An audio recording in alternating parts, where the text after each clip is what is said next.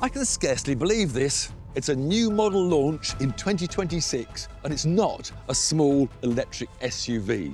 Instead, it's a coupe designed for those who want to enjoy their driving and made by a manufacturer that knows how to make coupes that drive well. No, it's not the 1990s. This is the very latest Honda Prelude E HEV.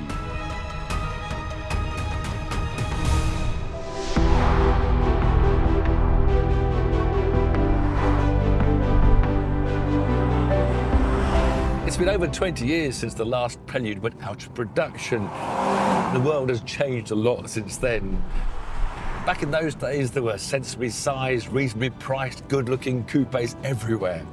If you could build a car that turned heads and made people feel like they were living the high life, you'd sell loads of them. They didn't just look the part, they drove well too. They weren't all about minuscule 0 to 62 times or top speeds that would make an autobahn quiver with fear. They were quick enough, fun enough, and practical enough. Back then, everyone was at it. Audi, BMW, Hyundai, Nissan, Mercedes, and pretty much everyone in between had their own coupe on the go. A little slice of cool just for you. But as small SUVs went on the rise and people needed one car to do everything, the humble coupe stopped topping lists and eventually, bar a handful, stopped being made. Thinking about it, who'll sell you a small, fun, practical coupe today? Well, there's the BMW 2 Series and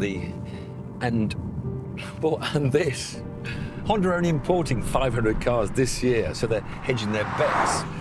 If they don't sell, well, fine. But if it's a sellout, it'll be a success lauded across the country and a big win for Honda. Classically, Preludes were a decent tech showcase. The new one is the same. It's got a 2-litre hybrid power unit.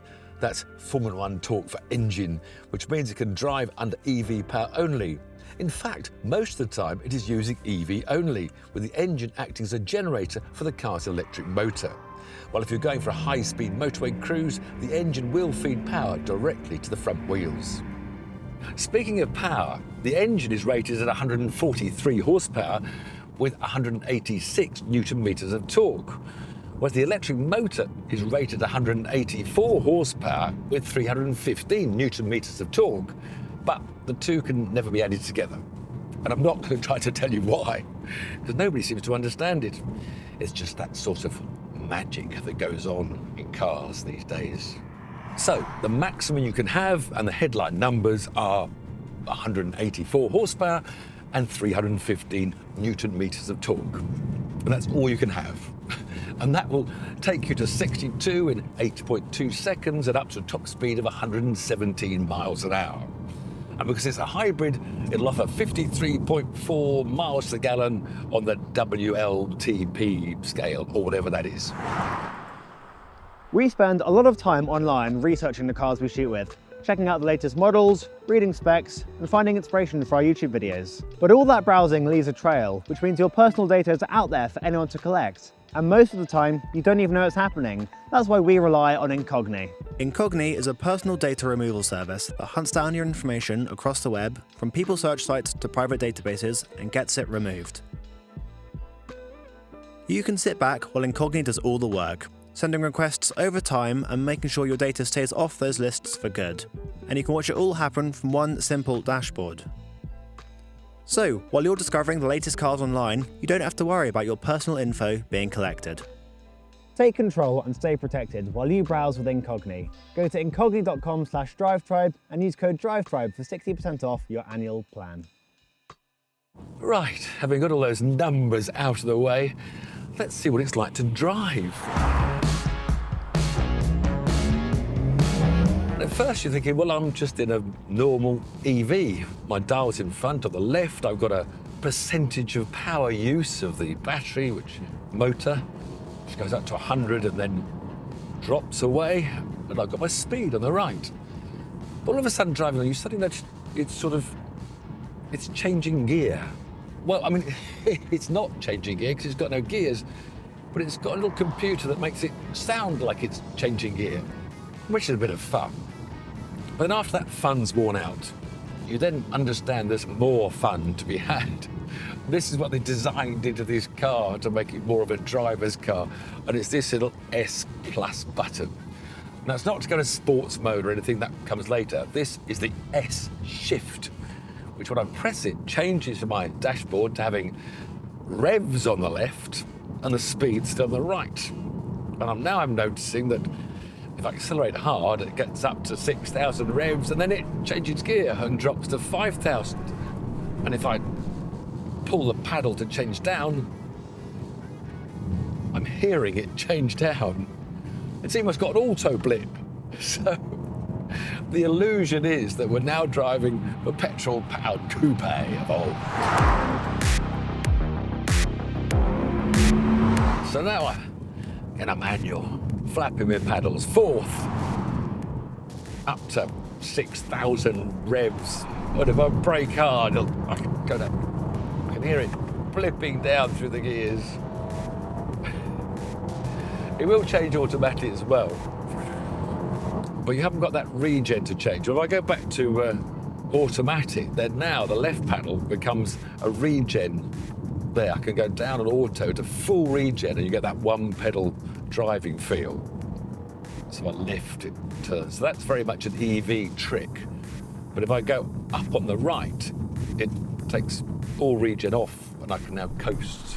That's a big thing about driving with regen. There are times when having the regen working, like in inner cities, actually improves your mileage. And sometimes on a highway or high speed, you're better off with no regen, letting the car float forward to increase your mileage. And I'll go back to my S Plus, Sport Plus. See if I can overtake. Up through the gears, accelerating. But it does make you briefly think that you are racing. A bit like modern Formula One, really. But the other thing, of course, is underneath the body shell, it's got the same architecture as the Honda Civic Type R. So it's got the same adaptive dampers, it's got the glowing Brembo brakes. So it should be pretty good at handling. But those adaptive dampers are set a little bit softer, so it's a bit bouncier. The other thing you suddenly realise that, well, hold on, it's not got that heavy feel of an EV. But of course it hasn't, because it hasn't got a great big battery. So in fact, it only weighs just 50 kilograms more than a Civic Type R. So it is a light coupe. Brake pedal feels good, steering's good, and it's just not as crisp or as sharp. Well, not supposed to be as a Type R.